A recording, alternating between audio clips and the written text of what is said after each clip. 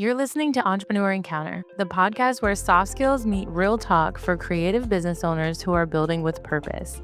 I'm Dana, a Pinterest marketing strategist and agency owner helping wedding pros and creative entrepreneurs get seen without burning out. And I'm Sarah, a business and team strategist who helps small teams and podcasters communicate clearly, lead with empathy, and grow sustainably. Together, we're unpacking the messy, meaningful side of entrepreneurship, from boundaries to burnout, leadership to listening, so you can build a business that actually fits your life. Ever feel like you're spinning your wheels, trying to juggle all the moving parts of your business, only to end up exhausted and overwhelmed? We're not going to sugarcoat it. We've been there too. Yeah, and sometimes the answer is not about adding more strategies, but actually letting go of the ones that no longer serve you. Today, we're going to go behind the scenes on what we've been letting go of, starting with this very podcast to create more space for real growth. Let's get into it. I'm super excited for this part. I'm so excited. Yay! Welcome to The Entrepreneur, the brand new Entrepreneur Encounter, actually, the podcast where soft skills meet real talk for creative business owners who are building with purpose. I'm Dana, a Pinterest marketing strategist and agency owner helping wedding pros and creative entrepreneurs get seen without burning out. I'm Sarah, and I am in business operations and team growth consulting who helps small teams and podcasters bring back the human element into their business. And if you've been listening to us for a while, you might start to notice that some things are a little different. And that's because we've made some big emotional changes to how we do this show. And honestly, it's taught us both a lot about business as well. So I'm super excited to dive into it and just rip the curtain and share all the good, bad, and ugly with what's going on with the show. It's going to be really exciting. I'm excited, and I'm sure that our audience is excited too. I've been trying to ramp it up on social media. Hey, this is what we're doing.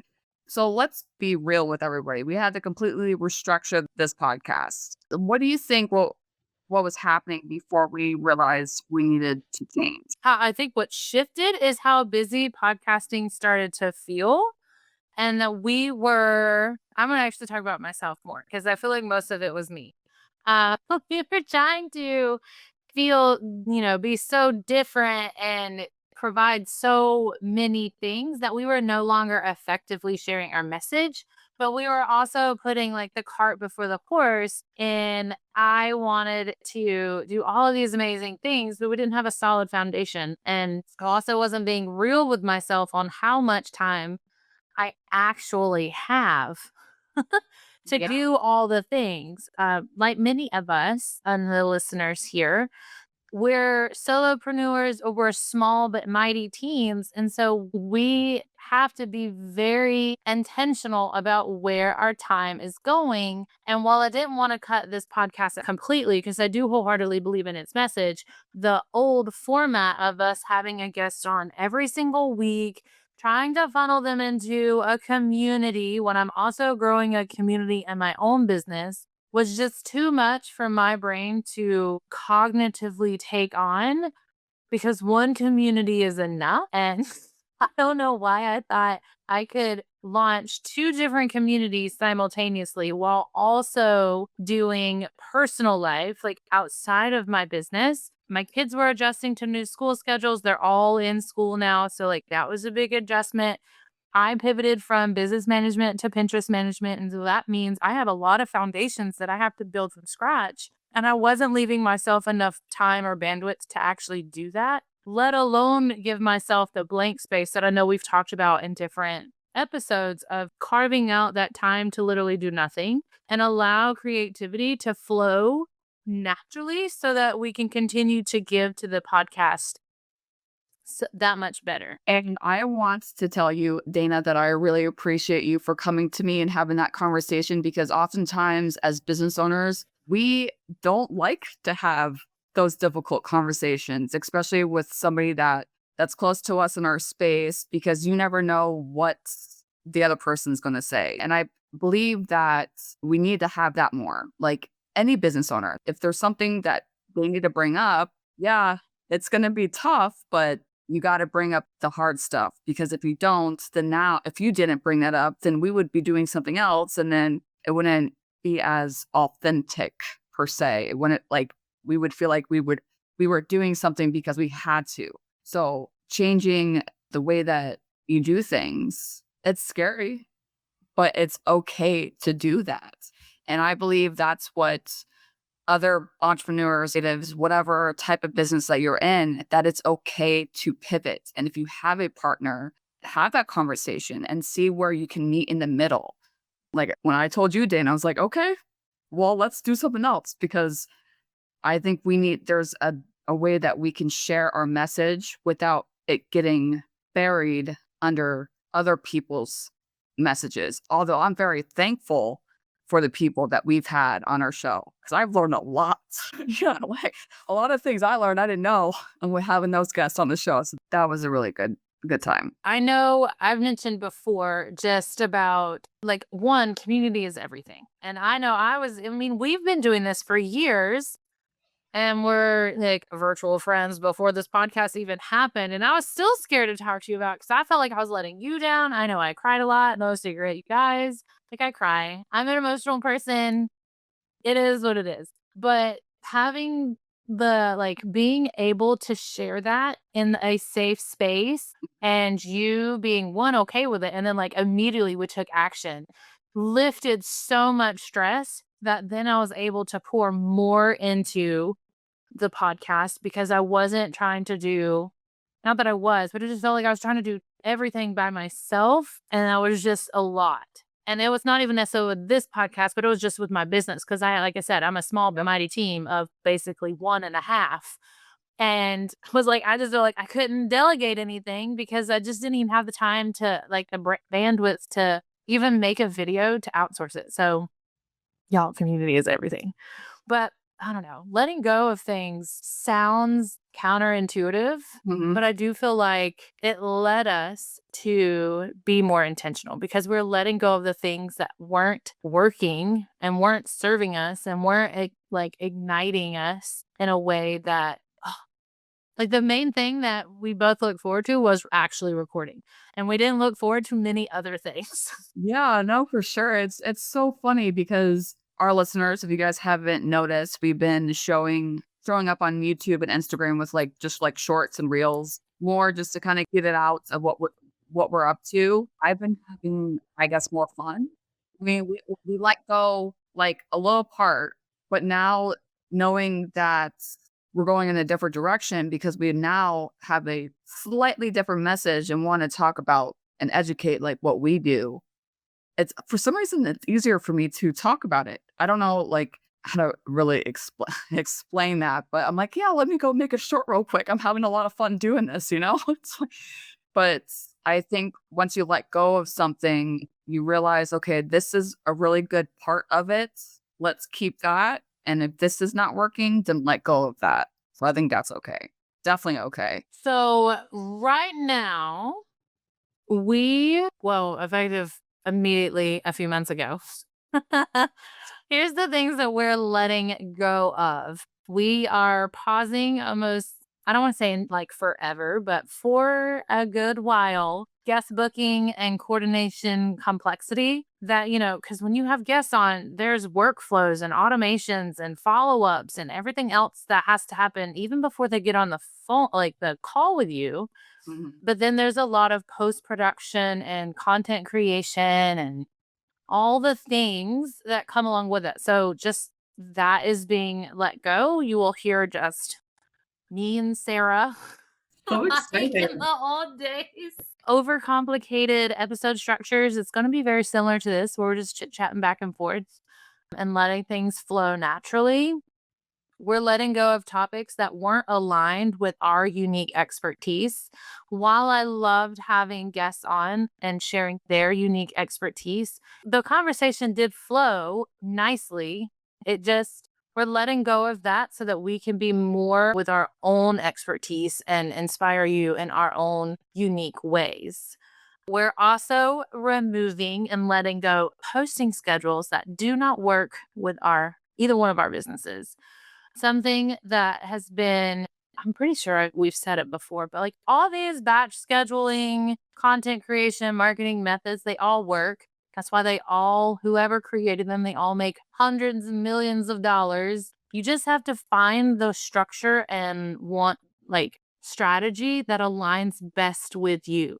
So we may talk on the different ones, but we're going to give our unfiltered opinions on what only worked for us and things to potentially like red and green flags to look out for you to question if it is genuinely working for you. Yeah, and then with that, I believe that that's all going to make it more fun, more engaging, and I think, those that are listening, it's yours. Whatever you're doing, it's yours. It's your business, your podcast, whatever. Oh, yes, you can take our advice, our suggestions, and we've done that. We listen to other people as well, but it's up to you and how you want to do things. Because if not, what's the point? Like, why are you doing what you're doing?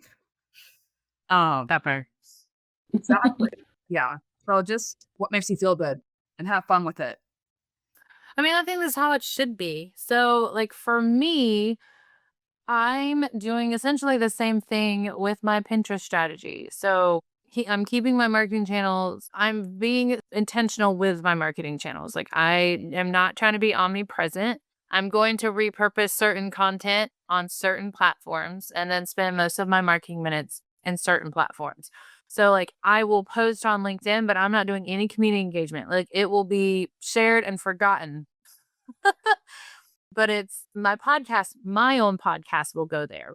This podcast will go on LinkedIn because it's meant to go towards business professionals like that. Whereas my one on one clients, I'm going to spend more time on Instagram and in Facebook groups, which in itself is funny enough, or threads. Instagram and threads I still lump together. I probably shouldn't, but I do. But I'm trying to eliminate being busy and be more productive with how I do things. So I'm also taking a big step back in my own business. For anyone that's new here or needs a reminder, I started my online business journey as a virtual assistant for wedding professionals. So all of my project management workflows, my SOPs, our standard operating procedures, everything was geared towards how to help someone in their business every day, every week, every month, and quarterly reviews.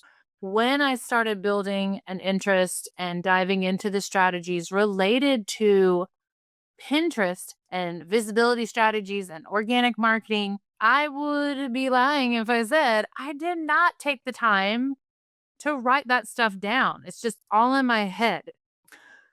I'm trying to grow this amazing boutique agency and I already have clients, so I'm already kicking myself.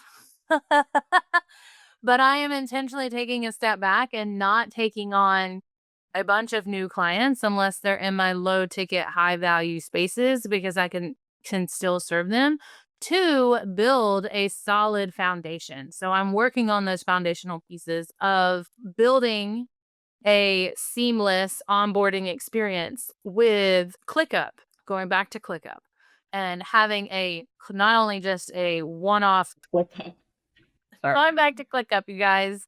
There was no affiliate here, just going back to ClickUp because I really liked how it worked. But instead of just having a back end face for like internal team communication, I'm going to have a client facing and a team facing project board tied to each client. So, and then I'm going to dive into the automation tools of once a client does this, it's going to trigger the next person in line, which for now is just me, but I want it set up to where it will trigger to like my virtual assistant or heaven help me, I get a graphic designer on my team. It will trigger to them. So once the copy is approved, then the graphics can be designed. And then once that's done, it goes back to me for final review. And then it goes to whoever else to schedule it. Like that's where I was already operating at, but I didn't have the systems in place. So I'm intentionally going back to set the foundation of those systems. I'm adding a CRM back into my tech stack and I'm using Dubsado. And so I'm filtering in that lead capture form and letting it automatically filter out if they're a good fit or not. Like if they answer the questions a certain way, and I can already tell like we're not going to work well together, I'm going to have a canned email that goes out. Hey, don't feel like we're aligned. If you still want to work with me, here's how to do so with like a VIP session. So it's not ongoing, or they can do my styled pin, forget it, like my lower ticket, less hands on. So I can provide them the support they're looking for without risking my energy and mindset, you know? And but if they are, then it'll work them through a flow of getting on my calendar, booking a call, giving them their onboarding packet, like all of that information is going to be set up. And so that's where we're at right now is taking big steps back so that we can have a foundation to take big leaps forward, hopefully by next year. No, that's really amazing. I know sometimes it takes a lot to pivot, to make those decisions and figure out like what do you want to do as a business? Should you do this? Should you use this tool and all of those things? Dana, I'm proud of you. Good job on doing all that. Yay. Recently I've come to terms that my message for over the last couple of years was not working. So I decided to pivot in a different way on how I was communicating with my audience. Oh, and just sharing my message because for my business, I'm on a mission to humanize the workplace. So as a business manager, business operations, doing all the team growth stuff, I want to make sure that everybody that's in the whatever role that they're in, they're able to be successful, whether it be employee, contractor, whatever it is, to be successful in their role. And I started doing more networking calls. And that is what I've been changing within my business because people say, yeah, you can get all the clients you want from social media. Like, never in my 4.5 years, however, gotten a client off of social media. And it's all about networking and building those relationships. Yes, it's going to take a lot longer, but having those conversations to me is a lot better than a social media post. So that's the pivot that I made and making sure that I keep in contact with these people, even though they might not work with me, is that 6 degrees of separation. You never know. You never know who they know. So I want to touch on that because there's so much power that comes from a follow up. And that I do feel like is something that we in our individual businesses need to focus on and let go of it, like we were talking about with the podcast. That way we have the time, but the podcast as a means of creating that touch point in our individual businesses. Hey, last time we talked, you mentioned this struggle. Well, here's a podcast episode that we specifically used. And I think it would bring value to you. And it opens up that conversation. Like Mhm. power in the follow ups is crazy. There's someone that's been on my list. Where's her little She's a social media marketer, and we connected earlier this year, maybe even at the end of last year.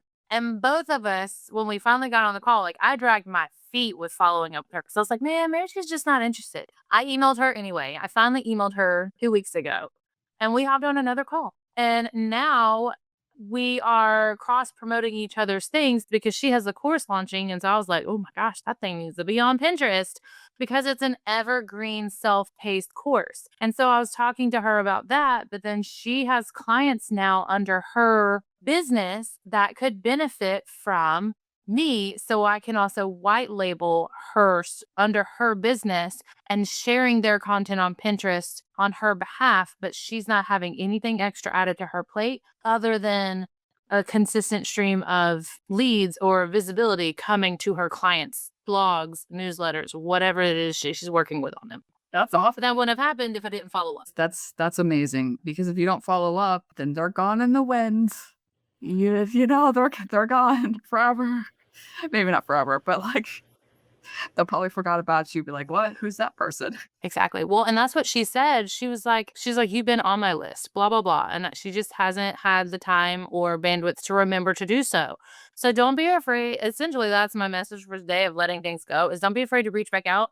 I mean, all they're going to do is say no, or your email gets lost in their inbox, which means they need a virtual assistant. And maybe you can solve that problem by referring someone. And then now they have the bandwidth to actually collaborate with you. You just never know what the other person is going. Yeah, no, for sure. So since Our show has always been about soft skills and professional development.